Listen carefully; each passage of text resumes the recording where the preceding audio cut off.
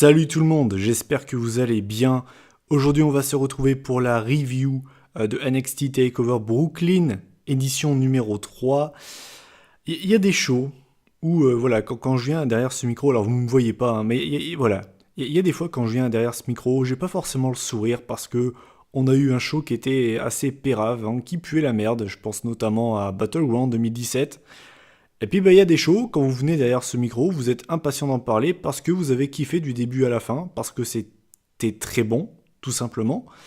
Et c'est le cas aujourd'hui, parce que je vais parler d'NXT TakeOver Brooklyn, numéro 3, et ça a été un très bon show. Spoiler alerte, hein, je pense que je vais surprendre personne.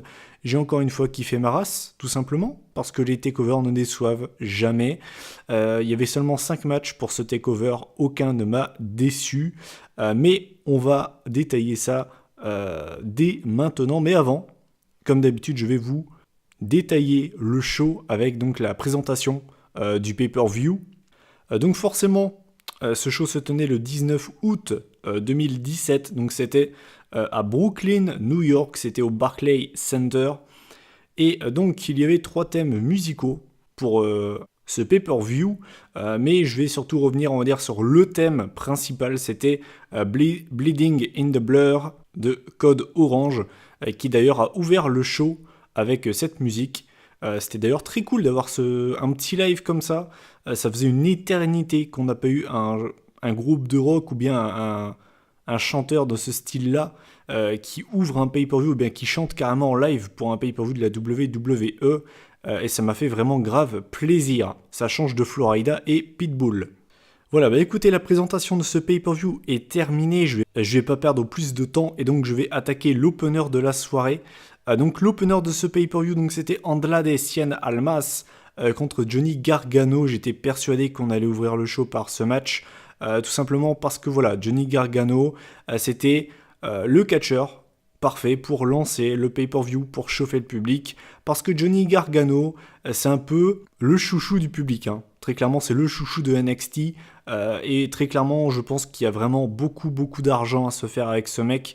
Comme je l'ai mis sur Twitter, je vois totalement la WWE nous faire un peu une Daniel Bryan en mode NXT, c'est-à-dire Johnny Gargano qui franchit les obstacles et qui monte petit à petit dans le main event et qui gagne le NXT Championship. Avec ce côté underdog, je pense que ça pourrait donner quelque chose d'incroyable. Bref, donc alors le match a duré 13 minutes 30, donc c'est plutôt pas mal pour commencer le pay-per-view. Je vous le dis franchement, j'aurais pas craché sur 5 minutes en plus, hein, je vous le dis franchement. J'ai pas noté grand chose sur ce match, même sur les matchs en général lors de ce pay-per-view. Je vais plus vous donner mon avis en fait sur les résultats, tout ça.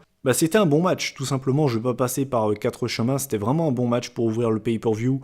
Il y a vraiment eu des beaux enchaînements des deux côtés. Bref. Voilà, je vais pas m'attarder plus longtemps sur ce match, je vais revenir à la fin, comment ça s'est passé.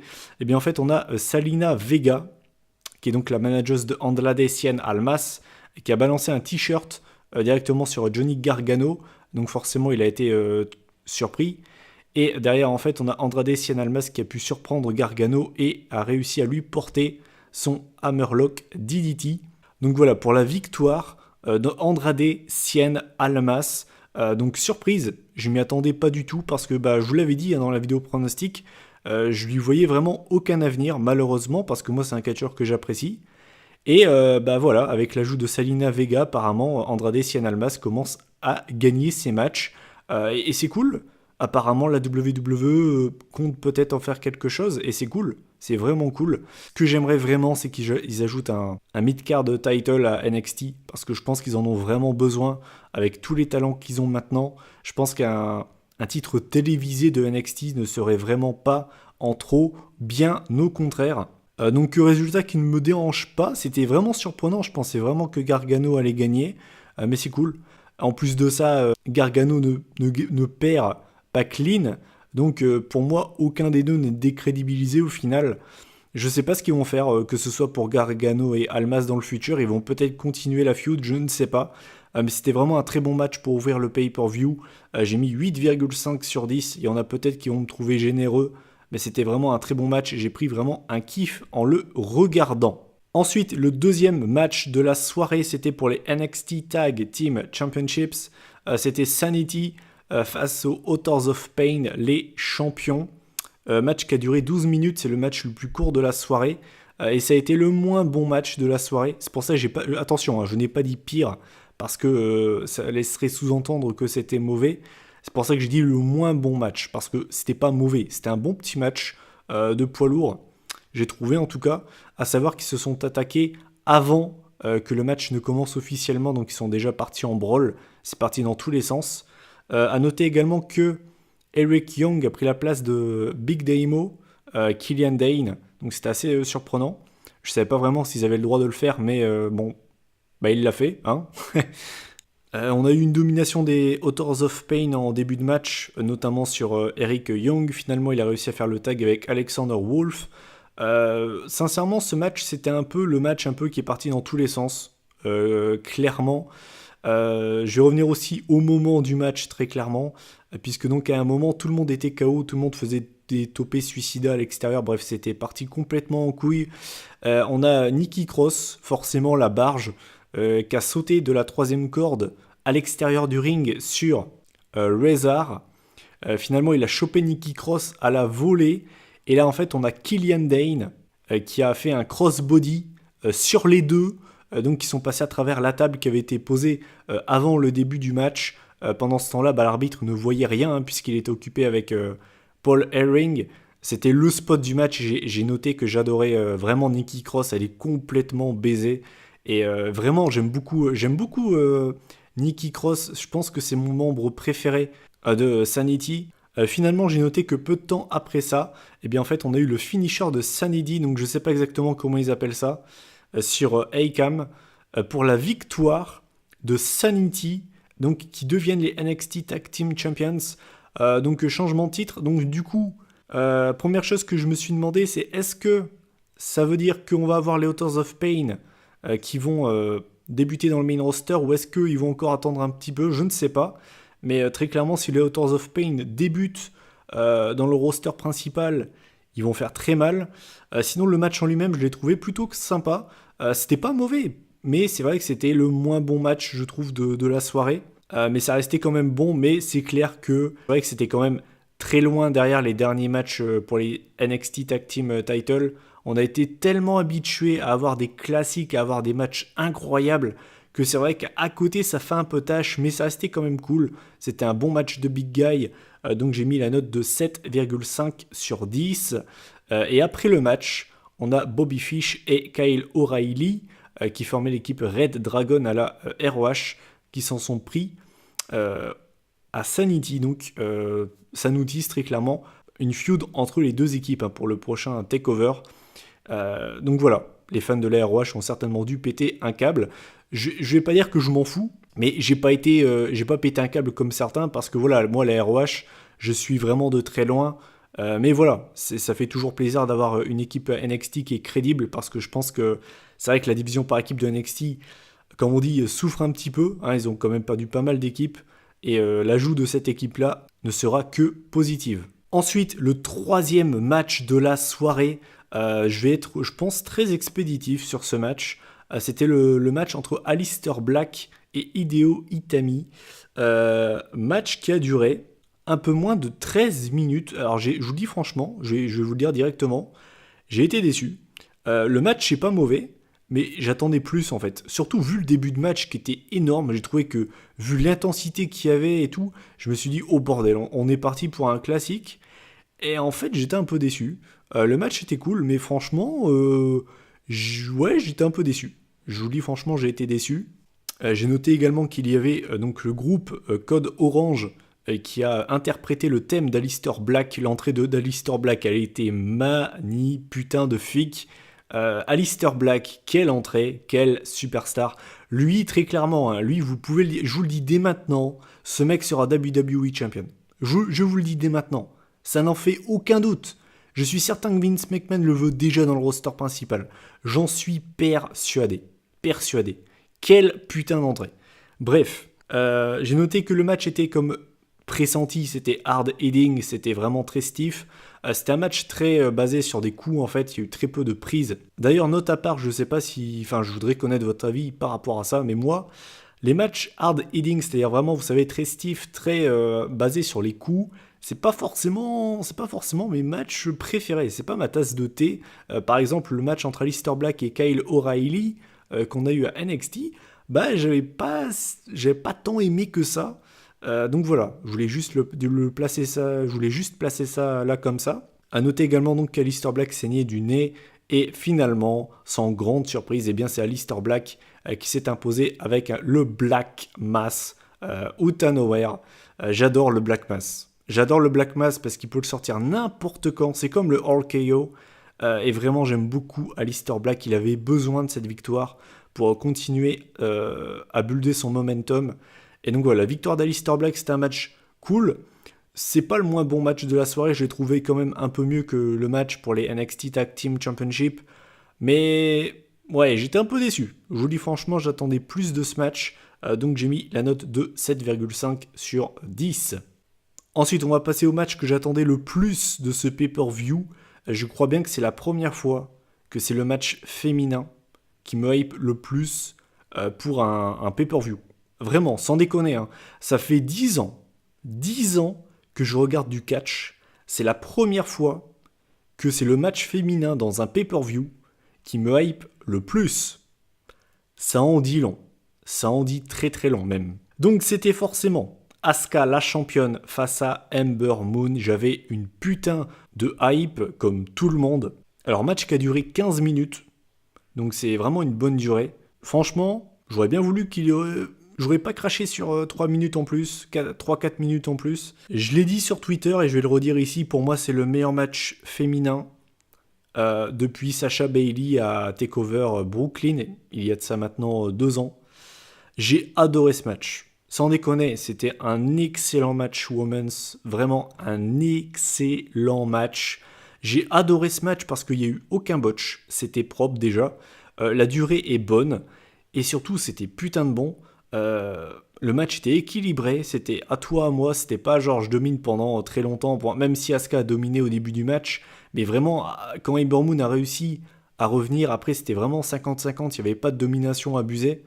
J'ai beaucoup aimé le travail de Asuka sur le bras de Ember Moon, ce qui en plus de ça est logique, parce que ça arrive des fois que des catcheurs travaillent sur une partie du corps pour aucune raison, parce que ça n'a rien à voir avec leur prise de finition. Là c'est complètement logique, parce que Asuka se sert du bras de l'adversaire pour le Asuka Lock, et du coup, c'était complètement logique en plus de ça. Donc, j'ai trouvé ce match absolument génial. À noter que Asuka s'est relevé de l'Eclipse, donc ça doit être la première fois que quelqu'un se dégage de l'Eclipse, donc le public était fou. Moi aussi d'ailleurs, j'ai vraiment cru que c'était la fin. Je crois qu'Ember Moon a réussi à contrer à un moment le Asuka Lock. Ça a été très rapide, mais je crois qu'elle a réussi. On a également Asuka qui a voulu tricher, mais l'arbitre l'a repris. On voyait d'ailleurs Asuka qui n'en revenait pas, qui se disait bordel, merde, elle commence à me faire chier la Ember Moon, je sais pas ce que je dois faire pour la battre. Mais finalement, Asuka a réussi à porter son Asuka Lock. Et comme la coquina clutch, quand cette prise est portée, tu ne peux rien faire. Tu ne peux rien faire. Et vous savez, j'adore ça. J'adore quand une prise est putain de crédible. Le Asuka Lock comme la coquina clutch sont deux putains de prises crédibles. Vous pouvez me citer un catcheur qui a réussi à se sortir de vraiment du Asuka Lock ou de la coquina clutch depuis qu'ils sont à la WWE. Personne. Bah en tout cas, vous savez quoi ? J'adore ça. J'adore ça parce que ça rend cette prise putain de crédible. Donc voilà, Asuka conserve le NXT Women's Championship. C'était incroyable.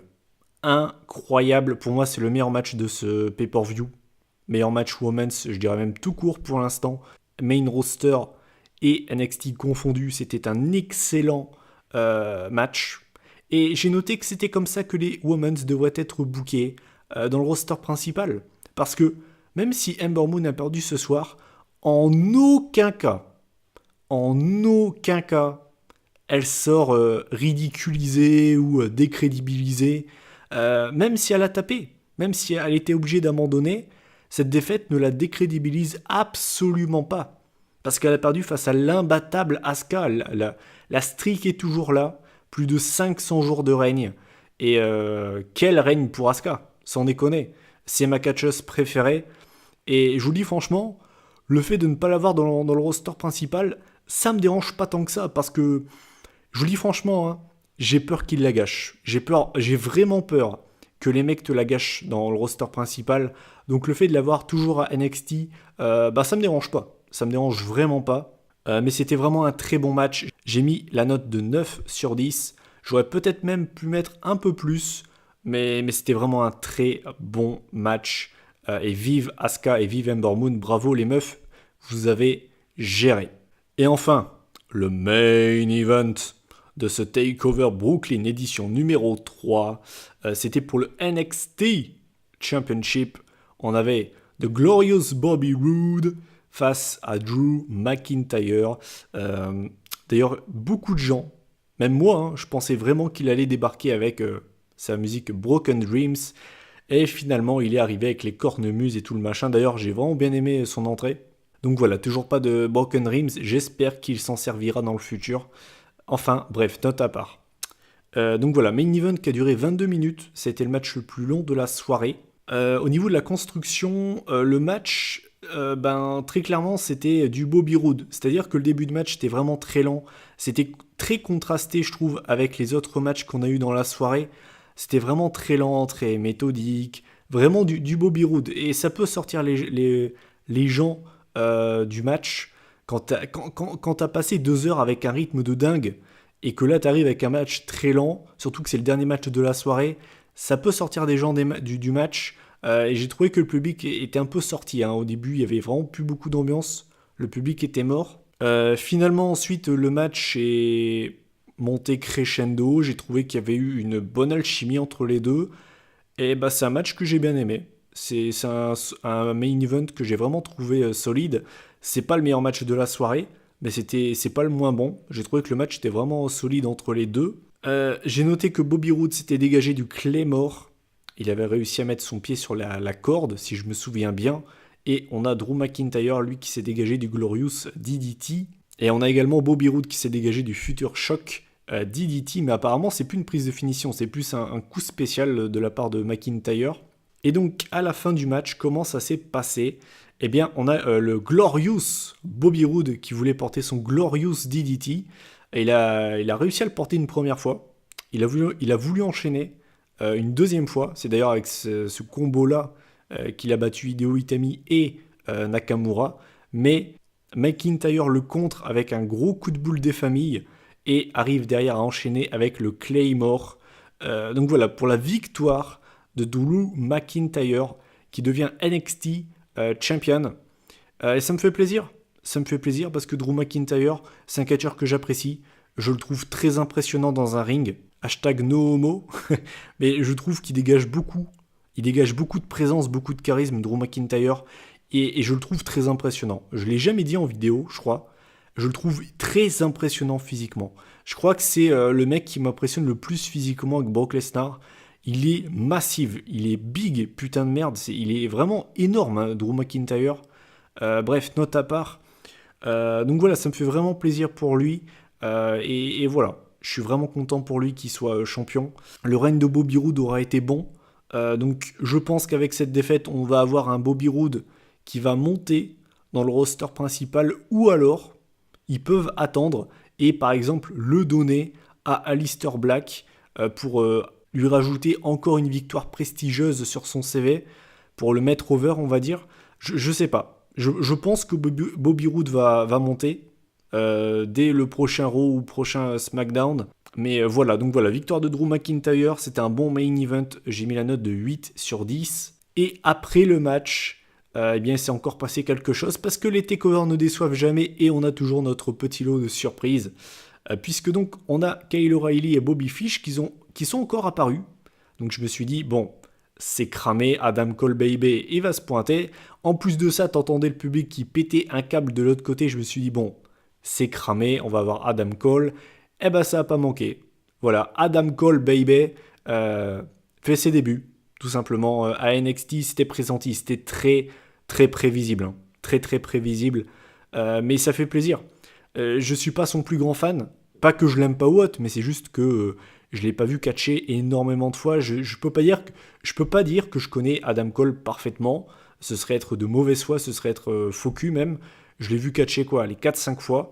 Donc pareil, exactement comme pour la reformation de Red Dragon, j'étais pas fou comme certains, mais ça fait plaisir. Encore un gros nom du circuit indépendant qui signe à la NXT. Et Adam Cole, il a la belle gueule, il a le physique, il a le look, il a le charisme. Je pense qu'il va avoir un très très bel avenir à la WWE.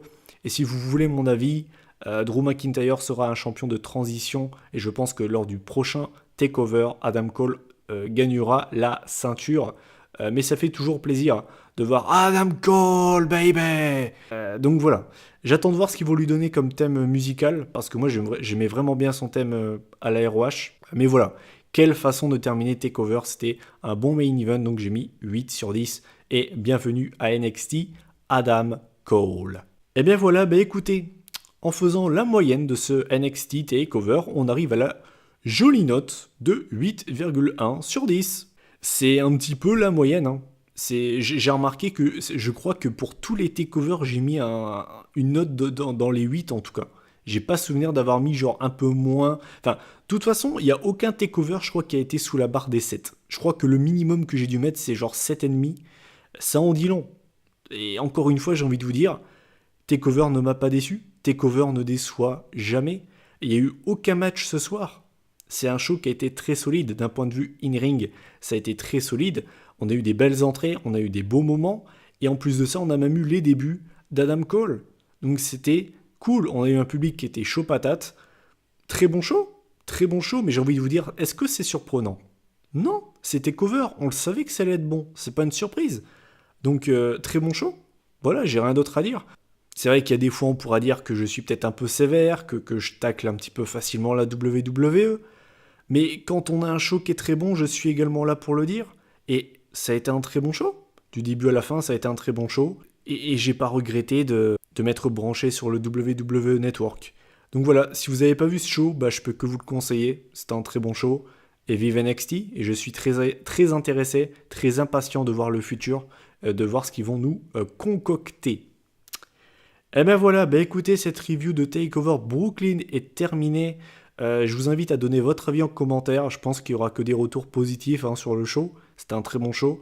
Et puis ben, on se retrouve demain pour la vidéo résultat. Mon avis, la review de SummerSlam 2017. D'ici là, prenez soin de vous. Salut tout le monde.